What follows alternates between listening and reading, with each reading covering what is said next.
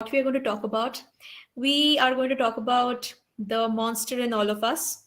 Given when I say the monster in all of us, I mean that there is also something within us which needs a monster to destroy, right? And that is our innate creativity. And that's the reason why I think this topic was so readily accepted by all of your organizers. It's how to write yourself out of a creative block, and it can be any sort of creative block and any sort of writing that you do. And some of you listeners may not even be writers, but you may be exploring your creative blocks in other ways, music, art, and so on. So I'm here to talk you through, or rather talk about my experiences, or the maybe help you with tips and tricks about how to get through this process, or at least let you know you're not in this alone. But definitely I hope that what I speak about today will help you in some way or another. And now this is the kind of session which so far in the uh, writing workshops that I have conducted have been very interactive. And when I say interactive, it means that the participants have actually sat across from me or on the other side of the screen and written things that I have prompted them to throughout the session. It's been a working writing exercise session, but that's up to you. I will be, throwing prompts at you, as is my favorite part of this kind of discussion. And you may want to write on them now, or you may just want to listen through the next 30 minutes and then sort of carry the prompts with you later on. And if you want to stay in touch with me, definitely I would love to read your work. And if this helps you in the longer run, I would love to know about it too. So diving right into what the creative block feels like, I don't have to tell you, you feel it yourself, but it feels different for different people. And how do we tackle it? And the fact that we're all having this discussion means how widely popular it is. And it should not be, something like a rock artist that we all listen to, right? It's more like noise at the back of our heads, which we cannot get rid of. It's not music. If it were music, we wouldn't understand it in the first place. What I have in my head is music, and but that is not true, and that is innately how this happens. It's because we are going through our lives, having infinitely diverse experiences every single day, not just in a lifetime, but in every single day, every single moment. So definitely there will be certain they're like pebbles get stuck in our shoes the same way, which forbids us or makes walking difficult for us, which makes dancing difficult for us. That's what I would like to think of this writer's block as a pebble in our shoe. And how much we want to think about it is in our control. That because if you say that I am unable to write because I am suffering from a block, it is true. You should acknowledge that, and you should readily be coming to terms with it. But we should never surrender to it, right? Yes, a pebble is stuck in my shoe, so shake it out. But of course, only if it were that simple, right? So where do we start? How do we tackle this? The first thing I can think of is there are no rules, there are no mathematical ways to overcome this. There is literally no medicine for this other than the very act that is apparently eluding us, the act of engaging in our creative work. That is, how do we get out of the writing block? By writing. That's it. So of course that sounds a little ironic, right? Because the reason why I'm in this position is because I cannot write. But the thing is, I think our thoughts get stuck in a way that it's not about the fact that we cannot write. It's about it's us telling ourselves that we cannot write anything good. And that is where the problem lies, right? So I like to think of it this way. So when we turn the hot water on and we are trying to take a shower, at the hot water doesn't come up in the first go, right? At first the residual cold shock waves we just have to get through them. Maybe don't step under the shower when the first flurry of cold water is coming out. but the cold water does have to be repelled, right, for the warm water to make it this way out. So maybe, not maybe, but possibly that is exactly what is blocking us. Just a layer that needs to be repelled. And how? What is that layer? Sometimes it is just the first draft, because the Ernest Hemingway had said that the first draft is inevitably always capital S, capital H, capital I, capital T. I don't know. I didn't want to say the word out loud, but that's exactly how. And he was a very unapologetic man, and that is exactly how he felt about first drafts. That the only job that a first draft has is to be written. It doesn't need to be good, but that is essentially the first step. So, okay, I see questions already coming in. Love it, absolutely. I'll just talk about a few more things. So, I will be talking about how I have been able to get over it, or how I advise other people to get over it. But the first thing I want to acknowledge is that no one is in this alone. Everybody goes through this, and as much as we like to believe that everybody goes through this in a different way, it's kind of the same for everybody. I mean, it's just it is one of those rare situations in life when a problem looks the same for everybody. A blank page, a blank Google Documents a file, no lines written. Rather, it need not always be blank. It can just be, lots of pen strokes. It can be backspaces, a flurry of backspaces. But then you have to distinguish between the two things. Is it really a blank page, or is it blank because of too many backspaces or too many pen strokes? So that is the difference, right? Because a blank page means that you haven't tried, and too many pen strokes or something being blank because of backspaces means that you have. So a blank page is as much a part of the journey as a beautiful story, right? So let us question what the destination means to us, what the destination looks like for us. A beautiful piece of writing, and that is what is eluding us. And while we picture that, I mean, if people who are listening right now can just picture what it is that you're trying to achieve by on the other side of this creative block. Is it a beautiful story, a life-changing story? Is it a poem with the most perfect metaphors, with the best imagery that mankind has ever known? Is it a catharsis of your heart, but written in such a format that is extremely engaging? What is it that you want to achieve on the other side of your block?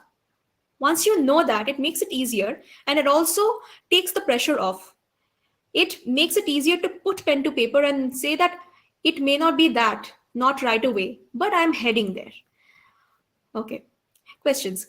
Rashmi wants to know, what are some techniques you build or you follow? Great. Okay, I will take this in due course.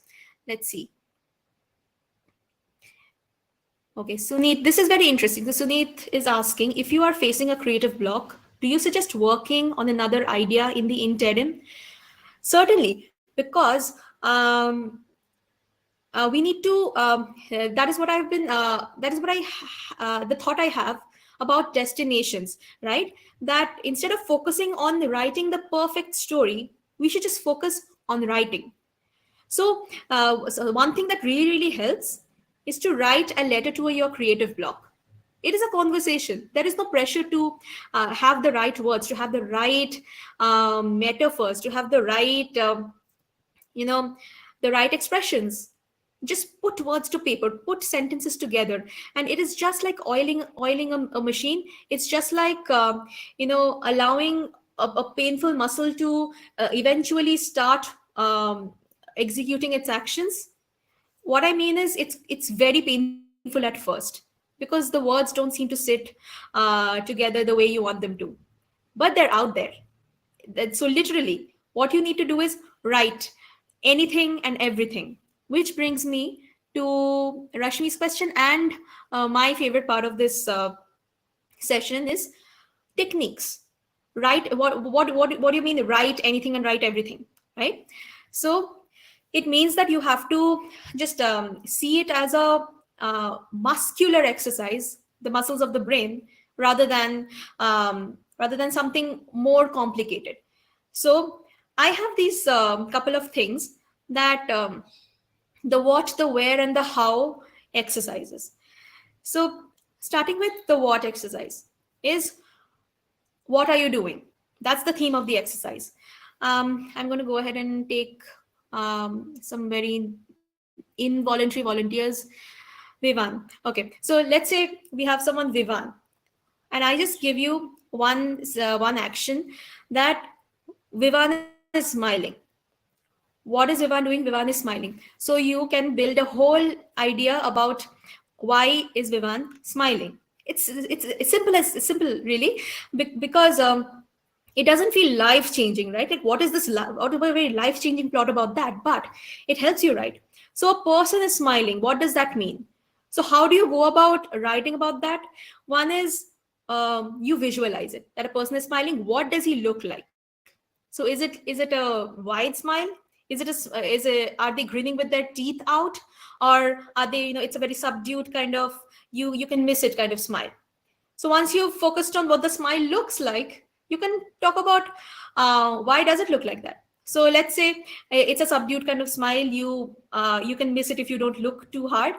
Why is he smiling so unassumingly?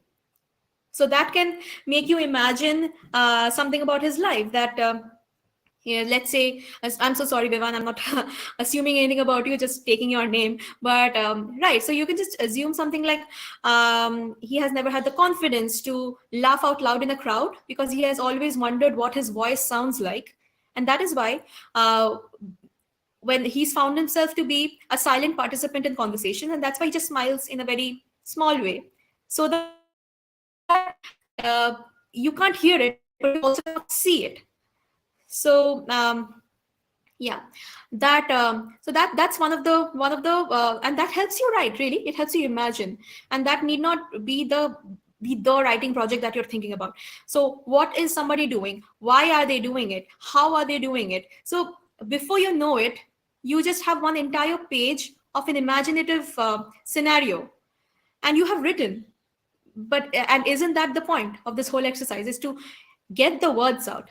And once the words are out, once the cold droplets are out, the warm water eventually starts flowing.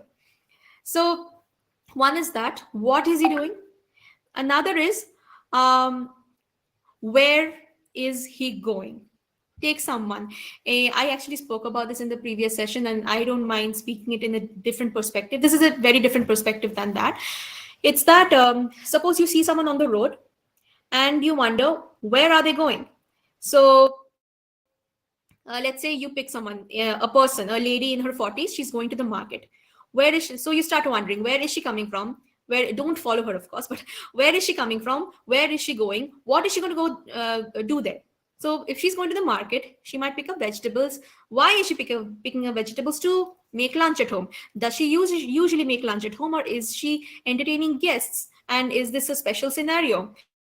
And you start expanding on someone's life and building it inside your head. And again, is it that the point of this exercise, to get you thinking, get you writing, even if this doesn't really have much much of an impact in the grander scheme of things. Like, will you go around to publish this piece? Will you be able to read this piece out at a spoken word poetry event? Maybe not, but it will get the words flowing. All right. So we will, what is he doing? Where is he going? And my favorite is, how are you?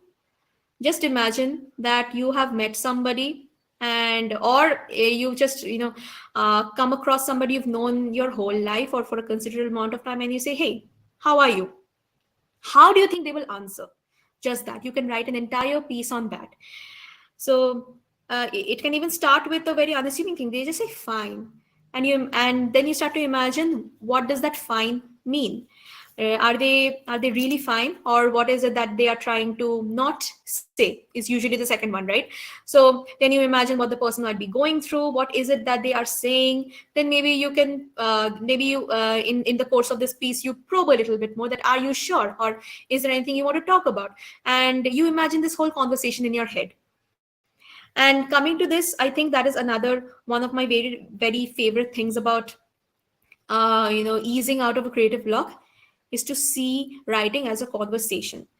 uh, Not essentially a conversation between two people, but just a conversation between you and a city. Let's say you're describing the tree you're seeing, and it's just how does that make you feel? It's a and What is it that you're seeing? What does it remind you of? So it's an imaginary conversation. So do not stop talking to yourself. Do not stop, conversing in your head, because that is one of the basic elements of creativity, is to have an entire conversation in your head. And I know how this sounds like in the pop culture way of things, that all these jumping to conclusions and overthinking. Yes, well, I mean, it's our blessing and our curse, right? We write, and that is why we think of all sorts of scenarios, but we can use it to our advantage. We can have entire conversations in our heads and write them. So what are these pieces? So come circling back to interim ideas and interim pieces. Sometimes you just need to write an interim piece just to get the words out there. Okay, Adarsh wants to know, how many drafts did you take before publishing your first book? Me, okay, so my first book was a book of poetry, right? And the drafts were at two levels. One was the draft of the singular poems themselves. So definitely, I prefer, that was when I was 21. That was when I was 21, and obviously I had been compiling the poems for a year before that or more. And I really like composing my poems on paper. And I know that, and because inspiration is dynamic, it doesn't strike you when you want it to. You cannot schedule inspiration. I sometimes end up writing on my phone. I sometimes end up writing on my laptop while pretending to be on a work call. I did not say that. I mean, who said that? uh, but basically, yes, because I have a fascination for specifically writing poems on paper. I remember my poem drafts being these messy bits of paper, and I had to later on. So a poem is really urgent, right? It begs to be expressed then and there. A story, a piece of fiction, a piece of prose can be, you can relish it for days, for months, for years, and you can come back to it. You can move it around. But in my experience so far, a poem has been really urgent. I feel this now, I must express it now. It has to be raw, right? So my drafts of poems have pretty much been completed then and there. But in that immediate moment, it went through a wide array of cutting out and rewriting and thinking about synonyms and thinking about how I could say it better.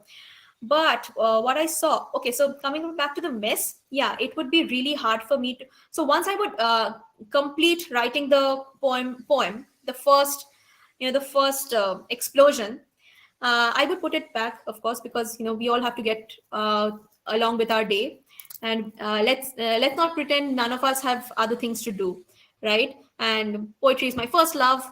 It's my major epic love of my life. But we all have college and school and work, and living alone in an apartment right now with a flatmate. So cooking, cleaning, all those things. So I would often make sure that I finish the poem then and there, and then I would come back and try to what we used to call it in school, make a fresh copy, the one that can be submitted, right? So of course I didn't submit those, but they are mine. But yeah, it would be very hard to pick the words out of that whole mess. And Rabindranath Tagore, he actually loved his mess so much, because of course back in that day they used to write on ink and paper, and he used to cut out so many things. But later on he would make caricatures out of those cut out. those cancelled out words and everything. That's just I find that's a practice in embracing the words that did not make it to the final version, I feel. So now that while we're talking about drafts, whatever we cut out, whatever we trim, they are as part of the process, and they are as beautiful as the words that did make it to the final version. So yes, why I'm rambling so much about this is because I found that the art of writing a fresh version of a poem is actually very, very, very helpful in terms of rewriting and editing, right? And now that everything is digital and I had to prepare all my manuscripts as a PDF, I had to rewrite my poems in the transfer them from the diary to the PDF and type them up, of course. And that also led me to move a little thing, move bits of things here and there.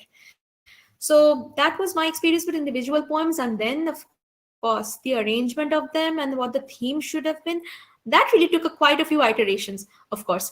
And I had so my book was travel themed poetry, that's it. And which part to place where, first I sort of wanted to arrange it according to time, that the poems I wrote about this place, I visited them in 2016, so that should come before the places I visited in 2018. But then that did not work. I wanted to create a different narrative, that some poems are really sad while some poems are really upbeat, so they should be grouped together accordingly. So the arrangement of things is also takes significant amount of time. Nikhil wants to know, who are some of your favorite authors and anything you learned from them in terms of creative blocks? Definitely.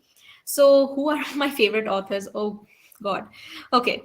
So why would you ask me that and put me on the spot like this? But off the top of my head, always it will be Rabindranath Tagore. So we are talking about poems, so it's very on brand for me also to mention his name first. And what did I learn about creative blocks? I just told you that he held his you know uh, he held his drafts with as much pride as his final work. He even made art out of his drafts. So that is one thing I really, really loved, and it was intuitive. It just struck me now that I'm talking about this, is that you have to appreciate the process. These interim pieces that we're talking about, this how are you piece, this where is he going piece, those are just pieces that you're composed to get your motors running, right? And but they are just as important, even though you may not want to show them later on, or they might turn out to be so wonderful that you do want to showcase them later on.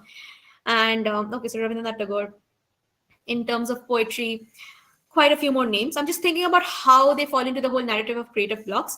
But prose, definitely, there is Julian Barnes. There is okay, I'm just right. So Julian Barnes, I read this book called Sense of an Ending, The Sense of an Ending, and it was written in such an intuitive way. You could feel that the narrative was not planned as such. And that again brings me back to one of my other favorite writers, Ernest Hemingway, is that he said that for to write, all you have to do sometimes is sit at the typewriter and bleed. So again, writing is a very intuitive process. It need not always be perfect, but that is what drafts are for. And reading books like The Sense of an Ending, which they are not nail biting thrillers, right? They are descriptive emotional journeys, just my favorite theme. That is, I will always have a weakness for them. And they taught me that you can be your unfiltered self and not worry about the process. That's another thing why we also always often get creatively blocked, right? That we feel that what I'm about to produce may not be technically that sound, may not be worth something. But how do you know that your stream of consciousness is not worth something to someone? I read something in an Instagram post, I think, that you should always express yourself, because there is always someone out there in the world with a wound in the shape of your words. So The creative block is is something that we really blow up and blow out of proportion sometimes. It's real, of course, but sometimes we do blow it out of proportions, that we hold ourselves back. And reading books like this one, and Arundhati Roy, again, so descriptive and unapologetically herself, just just reinstates the fact that the first step towards breaking free of any kind of block is to be fearless. So, oh, Rashmi, thanks for this question. You are okay. She wants to know that while writing poetry, did I go to open mics to recite them and get feedback? Wow. So, absolutely. And you're giving me a chance to talk about my life. I'm going to do that. So definitely. So when I started going to the poetry slam circuit from college, and though that really helped me. So we often feel, so these ideas of fearlessness and this idea of about being unapologetically ourselves that I speak of is don't just come out of thin air, right? And they're closely coupled with how we lead our lives. So I have always encouraged people to read their work out to an audience. Writing is a very private activity, I understand. Our thoughts are extremely intimately entwined within ourselves, I understand. But let them free. Let them, even if it's to a closed group, I will always support the idea of putting your work out there. So yes, I absolutely started going to poetry slams and open mics. And growing up, I was a very quiet child. I mean, my parents had to even force me to tell my name to people who were asking, because there was a point when I was a child in primary school where I wouldn't even open my mouth to tell my name. That's how much it was. But I went to my first public poetry reading, and my voice was really low, and what I read out was just words out of paper. I did not perform anything. I did not make eye contact. I did not make my performance a conversation between me and my listeners. I did not engage. I was just reading from a paper, almost borderline mumbling. And that's when I knew that these poems are really, these poems are good to be read, because I was actually handpicked by a professor of English literature after I submitted this poem to this intercollegiate literary competition, and she invited me to read that to a poetry club that she hosted. And that's it, right? She liked what she read on paper, but essentially it wasn't that an amazing life changing experience while hearing that. But then of course I was the only young person in that room, and nobody had the heart to tell me that, I don't know, no one actually said anything negative, but I felt that even if I hadn't really read my poetry that afternoon, no one would have missed me. But and it struck me that I have to somehow make an impact, somehow let people know that I'm here. And so I just kept on attend. So then the whole open mic circuit in Calcutta opened up, and I started going to events. And at first it was like that, just poems that I had written on paper, I was reading them out. But then I observed how other people were performing. They were actually making it a spectacle, while also, yes. And then again, that brings me to the discussion of how very often people just concentrate on the spectacle part but forget about the content part. That's a different discussion. But I learned through and through that of course the content would always be the most important to me.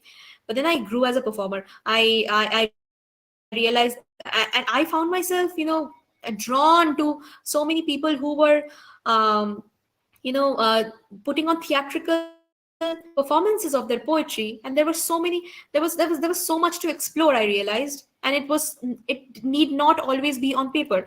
And I think it was one of the friends I made in that circuit uh, who you may know about Shantanu Anand and Nandini Verma, the founders of Airplane Poetry Movement. Either they said it or they quoted someone saying it, is that performance poetry is poetry that refuses to stay on paper. And after a couple of years or a year of attending these events, I started hosting them. And that gave me even more confidence, because I was actually, while hosting them, I had to talk about the performers who were coming up. And that gave me more perspective about how what a good performance is, what there can be more to it. So, but then I didn't realize that it was essentially a social experience that I was having. And that social experience helped me creatively. It opened me up. It absolutely destroyed the shell that I was living in. What shell? Do you see a shell anymore? And I stepped out of it. And this very important juncture of my life, which was so very external, helped me internally. It made me more it helped me grow stronger on paper. And I could be loud, I could be engaging on stage, and hence I could be loud and engaging on paper too. Yes, I really get passionate about this. Avinash, are you that Avinash? Okay. Has the block? So Avinash wants to know: has the block been so severe at any time that you stopped something unfinished? Absolutely, everybody has. And I think it's okay, really. You need not finish something to have it. It's not a mark of accomplishment that you have to finish something you have started writing. Um, because as long as you're writing, really, as which brings in the concept of being regular in your writing schedule, about being having you know 1 hour a day set aside for writing. I do not have a fixed schedule like that, but I make sure I write. I write all the time. But yes, that there are so many reasons why a piece of writing can be unfinished, right? Is that one is, we just fall out of love with the plot that we were exploring. And it's so real, right? Because it is life. And we think about the friends you have, or any sort of social relationship that you have had. uh, are they the same people that you had 10 years ago, or do you think the same people will stay 10 years from now? So the same way, I think plots and ideas sometimes just run their course. That is one of the reasons why we can just get detached from a piece of writing. One thing, so one way to tackle this is that continue, change the course, and write something new. Allow the piece to become something else. There's no harm in that, as long as something exists. And again, that brings us to the heart of what this discussion is about, is to just create, allow something to be. Put something out into the world, and it doesn't matter what it is. You don't have to prove that, you don't have to prove anything, really. Because why are we writers? Why do we write? It's because somewhere in our lives, at one point in our lives, 7 years old for me, we decided that we have thoughts and we want to express them. It's as liberal as that. So whom are we trying to prove about plot lines, and whom are we trying to prove about unfinished things? And if you just leave the work unfinished then and there, so that's good, right? Because that is again a sign of you having started something at one point. It may have run its course, but it was something at one point, right? Priyanka. And Priyanka, thank you for this disclaimer. But I'm really okay to answer this. Um, how do you feel comfortable with being vulnerable and sharing your poetry? Um, there is so much I can say about this, but I think the question is, how is it that we can express our most intimate thoughts and desires and observations with other people, right? First thing is, are you comfortable expressing it to yourself? Because I think that it's harder at that stage. We feel that the writing something on paper means that we are setting it out into the world, but we are actually sort of setting it out into our immediate world. And that world can be me, my mirror, my bookshelf, that world. So are you comfortable just allowing it to be? Because that is the first stepping stone right there. And if you are, then I think it gets easier to handle the outer circles, the other people, the close people, then the not so close people, then the practical strangers. And I feel, yes, I lately, from the past year, a lot of my, okay, so I've been writing since I was 7 years old, and my first book was released at 21, at 21. And through those ages, 21, 22, 23, 24 and a half, I wrote about a lot of ideas and thoughts which are very global and universal. And I wrote about nature, and I wrote about travel and places, and of course it was all very, very personal because I'm observing them, right? I'm not saying look at that tree, it's there. It's about how I see that tree and what that means, and so on. And it's almost always never about the tree. But yes, but lately, from say 24 and a half, 25 onwards, my writing became, see, I'm being vulnerable right now when I'm saying, confessing this, is that my writing became a lot about human emotions, human relations, and things like that, life and life lessons. And so why did I write them in the first place? To let it out. I mean, I might have felt pain, agony, anger, fear. So sometimes it really gets physically hard to keep those emotions within us. So that is why I primarily wanted to put them out on paper, which is just step out of my heart, step out into the paper. It's not a physical, activity, right? Feelings don't step out like that, but actually it does. So that happened. And then I realized, I made a couple of close people read them, and they may not have gone through what I've gone through, and I may not have gone through what they have gone through, but there was a level where all of us understood each other. The one, even if it's one line or one word, they would hold on to it, and they said, wow, really, did you feel that too? And I thought that, I thought back on the poets that I like, that when I was reading about, saying farewell to a city, perhaps, and I read Agha Shahid Ali's poems, or I was thinking about family and memories about family of people who are long gone. I read uh, Agha Shahid Ali. I was talking about him, and he wrote a lot about memories and, you know uh, multi generational ideas, and they helped me. So yeah, sorry for that. Sorry for trailing on. The thing is, they helped me. The reason why poetry is sits so well with us is that someone out there is telling us how they feel, which harmonizes with how we feel. And you must have felt better after reading that, or gained some perspective about your life upon reading that poem by someone else. So imagine being that poet for someone else. And that's how last year I was really, really um, hesitant about putting these poems out there.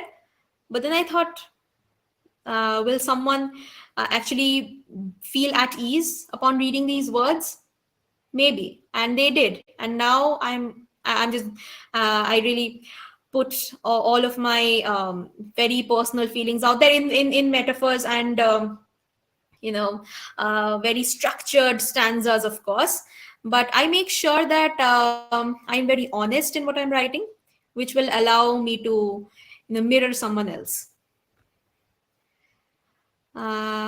Yes. Okay, right. We are actually over time. And so I will leave you with one last, exercise that I do. It is to write letters. And it can be a letter to a human being, it can be a letter to an inanimate object, it can be a letter to a feeling, it can be a letter to your writer's block, and it can simply be just an expression of your frustration. Why are you here? Why are you not leaving me? And see, the moment you start expressing words like that, immediately your thoughts start branching out, right? You're talking about uh, to the not so dear writer's block. Why are you here and why are you not leaving me? Are you the viral fever that I had last week? You just make this connection, and that's a creative spark, and you just keep on going like that, and that helps. That just helps you progress along. um, yes. Okay, thanks a lot for your comments. I'm seeing the people who enjoyed this. I definitely enjoyed talking to you, and I sincerely hope so. I worked on a novel. It's done now. It's in manuscript form and in the black hole of publishers and finding publishers. So um, that's another thing. How so sometimes we do get blocked. It's that I may write something, but it will never see the light of day. So what's the point? Never, never. I mean, to think to that extent, it's to just limit yourself over things you have no control over. So I wish I had more time to talk about that, but my final advice to you would be to not think about the next stage of your writing. That will anyone ever get to read this? What is the point? Will this ever leave an impact? Yes, it has already left an impact on you. You are not the same person that you were before putting this piece on paper, and and it's up to you for to go for outreach to your friends, to your family, and people will read the work that you write. If it has been expressed, and if it's important enough, it will make its way to people. So yes, writing letters to your past and future self, right? It's therapeutic also in a grander scheme of things, and it helps lend you perspective about how far you've come, and things like that. So which also encashes in the idea of how outside things which really don't have much to do with our creativity actually inspires our creativity. All the things in life that we are doing, all these milestones in school, in college, in at work, in family, and they just keep your eyes open for everything, and you know uh, to quote from Dead Poet Society, suck out the marrow of life. And yes, yes. Thank you. Yes, final. What is my final part of the stock is to say thank you. Thank you for having me and allowing me to talk for 45 minutes about this very nuanced topic, and which I can never actually talk enough about. I can go on and on, given the opportunity. And final advice, that's another way to actually churn your creativity out. Talk to people, meet people, talk to yourself, have conversations, and trust in the magic of conversations. It's life changing, it's transformative. And even though I was practically talking to myself this entire time, I wasn't actually. I was imagining all of these names that I'm seeing in the comment section to be out there. And I was imagining how you guys must be reacting, or are your eyes closed while you're listening to me? Are your eyes open? Is your hand on your chin? Just all that. Every little thought counts, and every little thought leads to creativity. So thank you. Thank you, Creator, for having me again. It was a pleasure, and thank you all who participated in the comments and allowed me to branch my thoughts out. And I really, really hope this helped you. And if you can find me on LinkedIn with my name. And if there's anything you want to keep in touch, you want to share your writing with me, have a creative discussion, I will be there. I would love to. So thank you so much, and a very happy Saturday and the rest of the weekend to everybody. I will see it as a personal achievement if any of you end up writing something after this session. Okay, then. Thank you so much.